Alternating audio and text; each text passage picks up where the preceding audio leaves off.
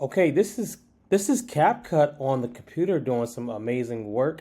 I uploaded a really short video. Of course, you can do a longer video. I did a short one because I wanted to show you guys this real quick.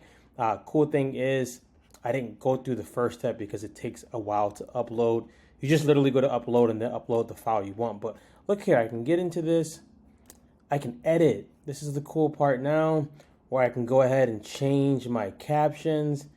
You can see it on the side. And with this, it's pretty cool, especially if you do podcasts or long form videos. It lets you do that, lets you add some effects on that if you want. I don't typically love that, but it lets you do that. Edit more. I get some more options if I want to go ahead and add music. I would go over here to audio, pick a category, or if I go to the media section, I downloaded some music a little bit earlier today. If it lets me click there, let's check that out. Okay. And I'm going to see some of the stuff that I uploaded a little bit early. Here's the a track that I added. Now, when I get here, this is the track, of course.